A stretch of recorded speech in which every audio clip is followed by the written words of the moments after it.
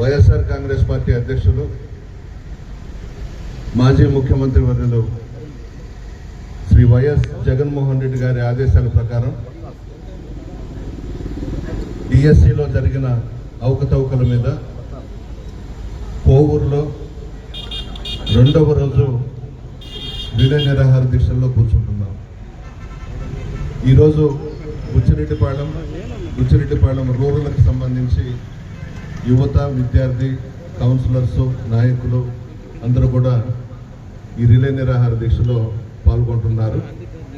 దీనికి ముఖ్య అతిథిగా ఎమ్మెల్సీ మేరికి మురళి గారు, అదేవిధంగా రాష్ట్ర వైఎస్ఆర్ కాంగ్రెస్ పార్టీ జగన్మోహన్ రెడ్డి గారి కమిటీలో జాయింట్ సెక్రటరీ మహేందర్ రెడ్డి గారు, గూడూరు రూరల్ జడ్పీటీసీగా మహేందర్ రెడ్డి గారి శ్రీమతి గారు ఉన్నారు, యామిని గారు, మన పరిశీలకులు అనిల్ గారు ఈ కార్యక్రమానికి వచ్చారు. ముందుగా అనిల్ గారిని ప్రసంగించవలసిందిగా కోరుచున్నారు. రిలే నిరాహార దీక్షలో భాగంగా బుచ్చిరెడ్డిపాలెం రూరల్ పట్టణ ఆధ్వర్యంలో జరుగుతున్నటువంటి రిలే నిరాహార దీక్షకు ముఖ్య అతిథులుగా వచ్చేసినటువంటి మనందరి నాయకులు ప్రసన్న కుమార్ రెడ్డి గారు, అలాగే మరొక ముఖ్య అతిథి ఎమ్మెల్సీ సోదరులు మేరికి మురళీధర్ గారికి, అలాగే మహేందర్ రెడ్డి గారికి, బుచ్చి నుంచి విచ్చేసినటువంటి మన నాయకులు, కార్యకర్తలు, విద్యార్థులు, యువత, పెద్ద ఎత్తున తరలి వచ్చినటువంటి కోవూరు నియోజకవర్గ నాయకులకు అందరికీ కూడా పేరు పేరున హృదయపూర్వక నమస్కారాలు. మీకు అందరికీ తెలుసు, ఈ కూటమి ప్రభుత్వం ఏర్పడినప్పటి నుంచి కూడా అనేక కళ్ళబొల్లి మాటలు చెప్పి అధికారంలోకి వచ్చి డిఎస్సితో పాటు అనేక సంక్షేమ కార్యక్రమాలను అమలు చేస్తామని చెప్పి ఏదీ అమలు చేయకుండా తూతూ మంత్రంగా కొన్ని కార్యక్రమాలు చేశారు. దాంట్లో భాగంగా ఈ డిఎస్సి 2025లో అనేక సంవత్సరాలుగా ఏళ్ల తరబడి కష్టపడి చదువుకొని ప్రభుత్వ ఉద్యోగం పొందాలని, టీచర్ ఉద్యోగం పొందాలని ఎన్నో కళ్ళకని పరీక్షలు రాస్తే తీరా ఈ కూటమి ప్రభుత్వం డబ్బు ఎరచూపి, డబ్బులకు ఆశపడి, డబ్బులు తీసుకొని స్పోర్ట్స్ కోటా అనే ఒక కొత్త నాటకానికి తెరలేపి వాళ్ళు ఈ యొక్క ప్రభుత్వ ఉద్యోగం చాలా కష్టపడి చదువుకున్న విద్యార్థులకి మొండి చేయి చూపించడం మీకు అందరికీ తెలిసింది. అనేక మంది డిఎస్సి అభ్యర్థులు వచ్చి మన నాయకుడు జగన్మోహన్ రెడ్డికి వచ్చి గోడు వెళ్ళబుచ్చుకున్నారు. ఆ తర్వాత దీని మీద ఖచ్చితంగా సిబిఐ విచారణ జరపాలా, ఈ విచారణ జరిపే లోపే లోకేష్ అనే విద్యాశాఖ మంత్రి రాజీనామా చేసి తీరాలని చెప్పి గొప్ప సంకల్పంతో పెద్ద ఎత్తున రాష్ట్ర వ్యాప్తంగా విద్యార్థులు, యువత ముందుకొచ్చి ఈ రిలే నిరాహార దీక్షని జయప్రదం నిన్నటికి చేశారు. మళ్ళీ ఇది రెండో రోజు, ఇక్కడితో ఆగలా, ఇది ఆరంభం మాత్రమే. మళ్ళీ 10వ తారీఖున పెద్ద ఎత్తున ర్యాలీలు జరిపి నిరసన తెలియజేసి లోకేష్ మంత్రిగా రాజీనామా చేసేంత వరకు కూడా ఈ రాష్ట్రంలోని నిరుద్యోగ యువతి, డిఎస్సిలో కోల్పోయినటువంటి వాళ్ళందరం కూడా మనం అందరం కూడా సంఘీభావం తెలియజేయాలా, వాళ్ళ హక్కుల్ని వాళ్ళు కాపాడుకునే దానికి మనం అందరం తోడ్పడాలని చెప్పి కూడా ఈ సందర్భంగా మీ ద్వారా అందరికీ తెలియజేస్తున్నాం. అలాగే సూపర్ 6లో భాగంగా నిరుద్యోగ భృతి 3000 ఇస్తానని మాయ మాటలు చెప్పావు నిరుద్యోగులకి, వాళ్ళ చేత ఓట్లు వేయించుకున్నావు. తీరా చూస్తే 2 సంవత్సరాల 3 మాసాలు జరిగిపోతున్నా ఈనాటికి కూడా నిరుద్యోగ భృతి గురించి ఏనాడో నీ క్యాబినెట్ కమిటీలో కానీ క్యాబినెట్ మీటింగ్లో కానీ ప్రస్తావించకుండా నిరుద్యోగుల్ని నిండా ముంచేసేదానికి ప్రణాళికలు చేస్తున్నావు. కాబట్టి విద్యాశాఖ మంత్రి రాజీనామా చేయాలని మేము కోరుకుంటున్నాం. జగన్మోహన్ రెడ్డి గారు గత 5 ఏళ్లలో అనేక సంక్షేమ కార్యక్రమాలతో పాటు సచివాలయ ఉద్యోగాలు 1,30,000 ఏర్పాటు చేస్తే ఎక్కడా కూడా పార్టీల జుళ్ళ కులాల జుళ్ళ లంచం అనే ప్రశ్నే లేకుండా 5 ఏళ్ళు పరిపాలించి ప్రతి పేదవాడికి అర్హుడైన ప్రతి సచివాలయ ఉద్యోగికి ఉద్యోగ అవకాశాలు కల్పించినటువంటి గొప్ప నాయకుడు జగన్మోహన్ గారి ప్రభుత్వం. ఆ ప్రభుత్వానికి ఈ ప్రభుత్వానికి చాలా తేడా ఉంది. దయచేసి ప్రజలందరూ కూడా గమనించాలా. పేదవాడు ఇంటి దగ్గర కూర్చోన్నా సచివాలయ వ్యవస్థ ద్వారా వాలంటీర్ మీ ఇంటికి వచ్చి సంక్షేమ పథకాలని అమలు చేసినటువంటి గొప్ప నాయకుడు జగన్మోహన్ రెడ్డి గారు. రాబోయే రోజుల్లో ఎప్పుడు ఎన్నికలు వచ్చినా జగన్మోహన్ రెడ్డి గారు మళ్ళీ అధికారంలో రావడం ఖాయం. జగన్మోహన్ రెడ్డి గారు ముఖ్యమంత్రి కావడం ఖాయం. కాబట్టి ప్రజలందరూ కూడా విద్యార్థులు, ముఖ్యంగా యువత ఈ పెద్ద ఎత్తున నిరాహార దీక్షల్లో అలాగే రేపు జరగబోయే ర్యాలీలో జయప్రదం చేయవలసిందిగా మీ ద్వారా అందరినీ కోరుకుంటూ ఇంతటి గొప్పటి అవకాశాలు ఇచ్చిన పెద్దలు ప్రసన్నారు మహేందర్ రెడ్డి గారిని మాట్లాడాల్సింది. పెద్దలు ప్రసన్న కుమార్ రెడ్డి గారికి, ఎమ్మెల్సీ మేరీ మురళి గారికి, అదేవిధంగా మన కోవూరు పరిశేఖర్ అనిల్ అన్న గారికి, ఇక్కడ ఇచ్చేసినటువంటి వైసీపీ నాయకులకు, కార్యకర్తలకు, మీడియా మిత్రులకు ప్రతి ఒక్కరికి కూడా పేరు పేరున మా హృదయపూర్వక ధన్యవాదాలు. ముఖ్యంగా చూసుకుంటే కూటమి ప్రభుత్వం ఏర్పడినప్పటి నుంచి అవినీతి, వాళ్ళ స్వలాభం తప్ప ప్రజల గురించి చూసుకుంటే ఏ కార్యక్రమం చేసినా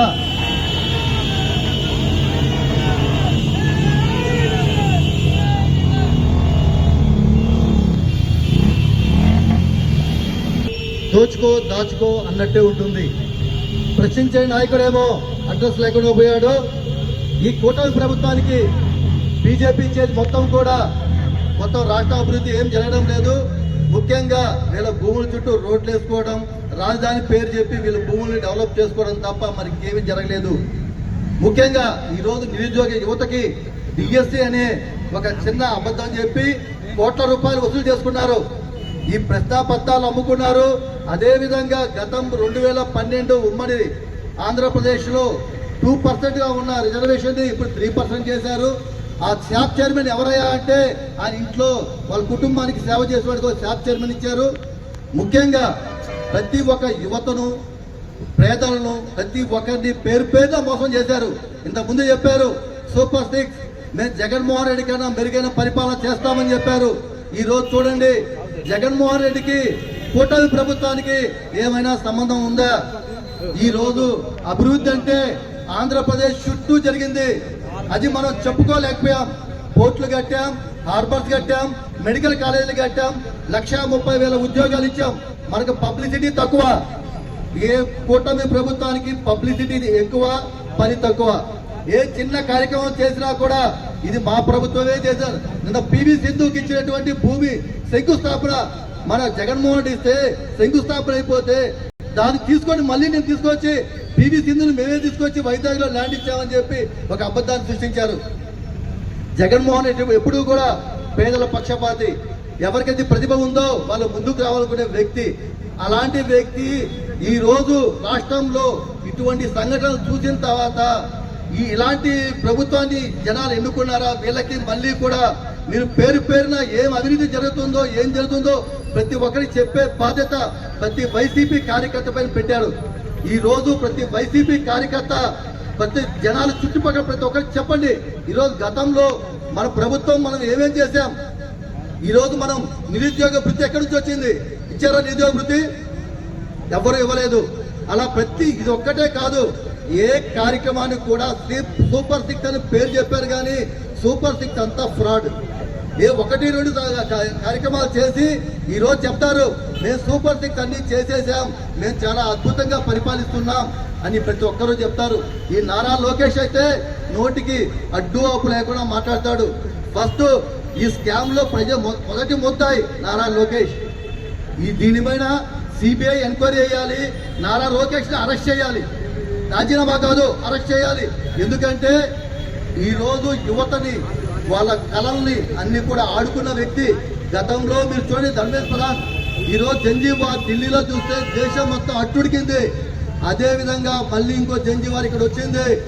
ప్రతి ఒక్కరూ కూడా మీ కూటమి పరిపాలన ఎలా చేస్తున్నారో చూస్తున్నారు. మీకు తగిన టైంలో తగిన బుద్ధి చెప్పడానికి ప్రతి ఒక్క యువత ముందుంటారు. యువత ఇంకనైనా మేల్కోండి. కళ్ళబొల్లి మాటలు నమ్మి ఈరోజు ఒక కూటమి ప్రభుత్వాన్ని ఎన్నుకున్నారు. వీళ్ళకి బుద్ధి వచ్చే విధంగా సోషల్ మీడియా వాడండి. మీకు ఎవరికైతే అన్యాయం జరుగుతుందో సోషల్ మీడియాలో పెట్టండి, దేశం మొత్తం చెప్పండి. అంతేగాని ఈరోజు మనకు అన్యాయం జరిగితే ఇంట్లో కూర్చుంటే రేపు ఇంకొక అన్యాయం చేస్తారు. ఈ ప్రభుత్వం మొత్తం కూడా ప్రజలకు వ్యతిరేకం, పేద ప్రజలకు వ్యతిరేకం. ఏ పేద ప్రజలకి కూడా ఒక సంక్షేమ పథకాలు కూడా వచ్చే పాపానికి పోలేదు. గతంలో అమ్మఒడి ఇచ్చామని చెప్తే అమ్మఒడి గతంలో ఎంత పర్సెంటేజ్ ఇచ్చారు, ఇప్పుడు ఎంత పర్సెంటేజ్ ఇచ్చారు, ప్రతి ఒక్కరు కూడా బేరే చేసుకోండి. మనము ఈ రోజు ఇటువంటి జరిగే ఈ సంఘటనలు కూడా ఈ రాష్ట్రంలో శాంతి భద్రతలు లేవు. ఏ చిన్న జరిగినా కూడా ముద్దా ఎవరన్నా అంటే చంద్రబాబు నాయుడు, లోకేష్. ఎందుకంటే వాళ్ళ సమక్షంలోనే ఈ గంజాయి, ఈ లిక్కర్ స్కామ్స్ ప్రతి ఒక్కటి కూడా వీళ్ళ సమక్షంలో జరుగుతున్నాయి. ప్రతి ఒక్క యువత తెలుసుకోండి, రేపు రాబోయే ఏ ఎలక్షన్లో అయినా కూడా ఈ కూటమి ప్రభుత్వానికి తగిన బుద్ధి చెప్తారని ప్రతి ఒక్కరిని పేరు పేరున కోరుకున్నాం. కుమార్ రెడ్డి గారు,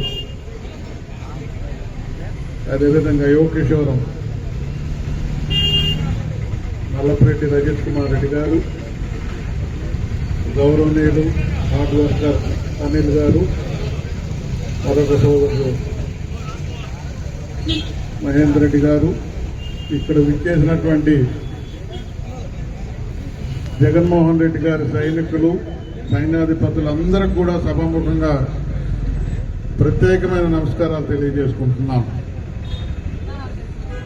మీరు ఆలోచించండి, వచ్చిన వాళ్ళందరూ కూడా జాగ్రత్తగా. గత ప్రభుత్వం కూటమి ప్రభుత్వం కాదు, భవిష్యత్తులో కూలిపోయే ప్రభుత్వం ఇది. ఎందుకంటే ఆ రోజు అలివి కాని మాటలన్నీ చెప్పేశారు, నమ్మించారు, ద్రోహం చేశారు, అన్ని విషయాలు చెప్పారు. ముఖ్యంగా విద్యార్థుల్ని నమ్మక ద్రోహం చేసేశారు. భవిష్యత్తు అంతా మీదే అని మాట్లాడారు.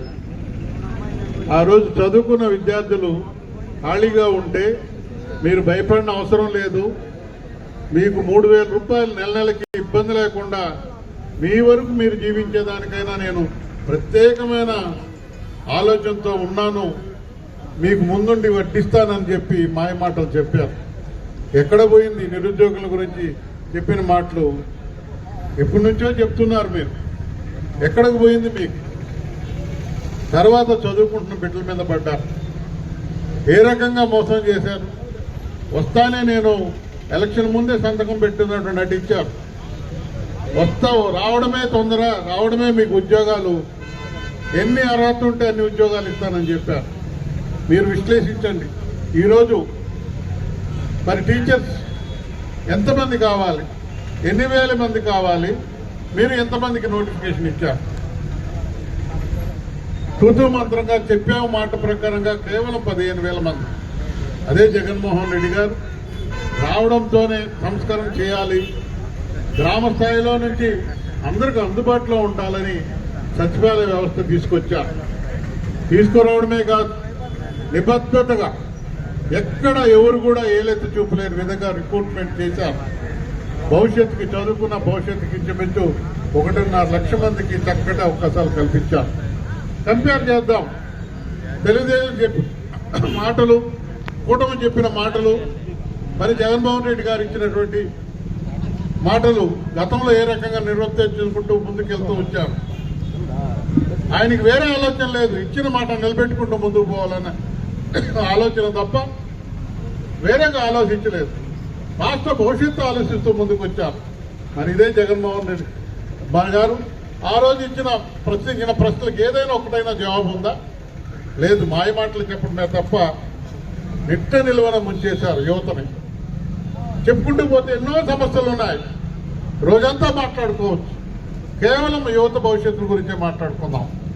ఎక్కడికి వెళ్తుంది? చదువుకున్న బిడ్డలు కష్టపడితే ప్రభుత్వ ఉద్యోగం వస్తే ఏదో కాలం వెళ్ళబుచ్చొచ్చు, లక్షణంగా మిగతా భవిష్యత్తును కూడా మనం సమకూర్చుకోవచ్చు అనే ఉద్దేశంతో మరి ఎంతో గొప్పగా ఆలోచించారు. వాళ్ళు గొంతు కోసినట్టుగా మరి పరీక్ష విధానంలో ఎంత పొరపాట్లు జరిగాయో మీరు అందరూ కూడా తెలిసిన విషయమే. బస్సులు ప్రభుత్వం నడిపితే, పరీక్షలు నడిపితే ఎంత చక్కగా చెప్పాలి, లోపభూయిష్టంగా దేశంలో ఎక్కడ లేని విధంగా వాళ్ళకి అనుకూలమైన వాళ్ళకి కొన్ని కోటాలు పెట్టి మేము దీంట్లో రిక్రూట్ చేసుకుంటున్నాం. ఎలాంటి పరీక్ష లేకుండా మరి స్పోర్ట్స్ కోటాలో లేని స్పోర్ట్స్ని ఇంక్లూడ్ చేసుకుంటూ మరి వీళ్ళందరికీ మేము ఉద్యోగాలు ఇస్తామని లక్షలాది రూపాయలు ఎక్కడి నుంచి తెస్తాం. పేద విద్యార్థులు 25 లక్షల వరకు మరి ఉద్యోగం పాట పలికితే ఎక్కడి నుంచి తెస్తారు? ఎప్పుడు వాళ్ళ భవిష్యత్తుకు, వాళ్ళ ఆశలకు, వాళ్ళ సమర్థతకు న్యాయం జరుగుతుంది. ప్రశ్నించుకుంటున్నారు. ఈరోజు తలడిల్లిపోతా ఉన్నారు రాష్ట్రమంతా. అందుకే జగన్మోహన్ రెడ్డి గారు నిర్ణయించారు. ఇది చిన్న విషయం కాదు, ఇది భవిష్యత్, రాష్ట్ర భవిష్యత్, యువత విషయం. మనం సీరియస్గా తీసుకొని ప్రజల్లోకి వెళ్ళాలి. మనం అంటూ ఉన్నాము, మన సీరియస్నెస్ మనం తీసుకుంటున్నాము, ఎంత సీరియస్గా తీసుకుంటున్నామో. అందుకే గతంలో ఎన్నిళ్ళు లేని విధంగా 3 రోజులు నిరాహార దీక్ష పెట్టడం అంటే ఆయన ఎంత పటిష్టంగా, ఎంత కట్టుదిట్టంగా ఆలోచిస్తున్నారో మీరు ఒక్కసారి విశ్లేషించుకోమని కూడా నేను అందరినీ మనవి చేసుకుంటున్నాను. పట్టుబడితే వదలని వ్యక్తి. వేరే చేసుకుందాం. చదువు విషయంలో జగన్మోహన్ రెడ్డి గారు ఎప్పుడు తగ్గిన ప్రశ్నే లేదు. పోరాటం చేయడమే ఆయనకి. చదువుకుంటున్న విద్యార్థులు, వైద్య విద్యార్థుల గురించి మరి హాస్పిటల్ అన్ని ప్రైవేట్ పరం చేయాలని చెప్పేసి ఆలోచించారు. అదే ప్రీతం నాయకులు జగన్మోహన్ రెడ్డి గారు అన్ని గవర్నమెంట్ అధీనంలో ఉండాలి, పేదలకు మేలు జరగాలి, పేదలంటేనే ప్రభుత్వము, వాళ్ళకు మేలు జరగాలనే ఉద్దేశంతో పేదల కుటుంబంలో పుట్టిన బిడ్డ కూడా ఎలాంటి ఇబ్బంది లేకుండా డాక్టర్లు కావాలనే ఉద్దేశంతో మరి అన్ని ప్రభుత్వం ఉండాలని నిర్ణయం తీసుకున్నారు. అదే చంద్రబాబు నాయుడు గారు అధికారం లాగానే మాట మార్చేశారు. దాన్ని మెయింటైన్ చేయడం కోసం అంటారు, ఇంకో రకం అంటారు. అన్ని డబ్బుకు వచ్చే మాటలు, డబ్బుకు బానిసయ్యే మాటలు మాత్రమే మాట్లాడుతూ మరి యువతని దగా చేసిన విషయం కూడా యువతంతా మరిచిపోకూడదని కూడా నేను సభాముఖంగా మనం చేస్తున్నాను. యువత ఈసారి గట్టి బుద్ధి చెప్పాలి. ఇట్లాంటి నాయకులు, మోసం చేసిన నాయకులు, నిరుద్యోగ భృతి ఇస్తానని ఇంతవరకు దిక్కు దిశాన లేనటువంటి నాయకత్వానికి ఖచ్చితంగా గుణపాఠం చెప్పాలి. వెనకోళ్ళు ముందుకు రండి, కౌన్సిలర్స్ వచ్చేయండి ముందు. సఖీలో అక్కబడే తగ్గింది ఫైర్ బ్రాండ్ బుచ్చలో.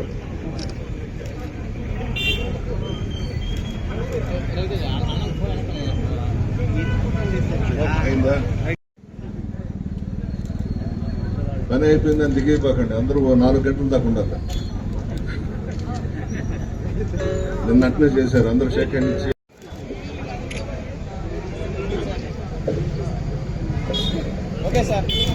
వస్తారు కదా.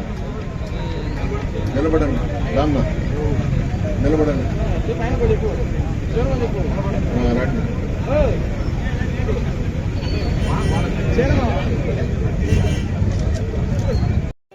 బాలకృష్ణ రండి.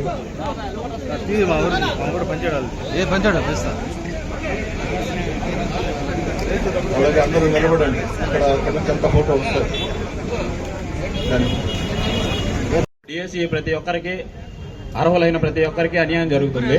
ఏదంటే స్పోర్ట్స్ కోటా ఈ కోటా అని చెప్పి వాళ్ళకి సంబంధించి జీవోలు అవి తీసుకొచ్చి వాళ్ళ దగ్గర నాయకులకి, వాళ్ళ పార్టీ కార్యకర్తలకి, వాళ్ళకి సంబంధించిన వాళ్ళకి మాత్రమే ఉద్యోగాలు ఇవ్వడం జరుగుతుంది.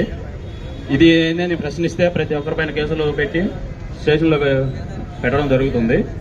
ఇలాగే నీటికి సంబంధించి కూడా పేపర్ లీక్ అయితే ఇది కరెక్ట్ కాదు, మళ్ళీ ప్రాసెస్ స్టార్ట్, మళ్ళీ ఎగ్జామ్ రీకండక్ట్ చేస్తున్నామని చెప్తున్నారు. ఈ ఎగ్జామ్ రీకండక్ట్ చేస్తున్నారు, కరెక్టేనో. మాకు ఎలక్షన్స్ ఫెయిర్ అనిపించడం లేదు, మళ్ళీ రీకండక్ట్ ఏమైనా చేయగలరా అని చెప్పి ప్రభుత్వాన్ని కోరుతున్నాను. అలాగే ఇప్పుడు ఈ స్పోర్ట్స్ కోటాలో పేకాటని ఒకటి చేర్చారు. పేకాట ఒకటేనా? వాలీబాల్ లేదా, కబడ్డీ లేదా, క్రికెట్ లేదా? ఎన్ని ఉన్నాయి? వచ్చిన గోల్డ్ మెడలిస్ట్ ప్రతి ఒక్కరు ఉన్నారు కదా. ముందు వాళ్ళకి కల్పించాలి కదా అర్హత. వాళ్ళకి లేనిది కొరవ మీ పార్టీ కార్యకర్తలు ఒకటే ఎలా వస్తుంది? అలాగే ఇప్పుడు ఫీజు రీయింబర్స్మెంట్ అలానేవి ఏమీ లేవు. నిరుద్యోగ బుద్ధి 3000 అని చెప్పారు. 3000కి సంబంధించి ఇప్పటికి 2 సంవత్సరాలు అవుతుంది. ఇప్పుడు ఏ ఒక్కరికి 3000 ఇచ్చింది లేదు. అలాగే రైతులకు సంబంధించి రైతు భరోసా అన్నారు. 6 నెలలకి 5,40 వేశారు, 6 నెలలకి 5,40 వేశారు. 20,000 అని చెప్పి మేనిఫెస్టోలో రిలీజ్ చేశారు. మేనిఫెస్టోలో ఇచ్చిన ఏ ఒక్కటి అమలు అవుతున్నట్టు లేదు. అలాగే ఫ్రీ బస్ అన్నారు. ఫ్రీ బస్ ఇచ్చిన తర్వాత కూడా ఒక పల్లి వెలుగు మాత్రమే ఇచ్చారు. కొరవ బస్సులకు ఏమో తెలియదు. ఫ్రీ బస్ అని చెప్పి ఒక నెలకి 150 నుంచి 200 కోట్లు గవర్నమెంట్ కి లాస్ వస్తుంది. అవి ఏమైందో తెలియదు. అలాగే రైతులకు గిట్టుబాటు ధర లేకుండా ఉన్నారు. రైతులకు పుట్టి 17,000 నుంచి 18,000 అమ్ముతుంది. పిండి కట్టలు చూస్తే ఒకటి 2,250, 2,200, 2,150 ఉంటాయి. అదేమంటే మళ్ళీ యూరియా నుంచి చూస్తే సపరేట్ యాప్ ఒకటి పెట్టారు. అవి అన్ని పొలాలు, రకరకాల పొలాలు ఉంటాయి. ఒకరి రిజిస్ట్రేషన్ ఉంటాయి, చుక్కల భూములు ఉంటాయి, ఎండోమెంట్ ఉంటాయి, రకరకాలు ఉంటాయి. అందరూ ఆన్లైన్ అవ్వాలంటే కావు కదా. అందుకని చెప్పి సెలవు తీసుకున్నాను. ఓకే అమ్మా, బాగా మాట్లాడు.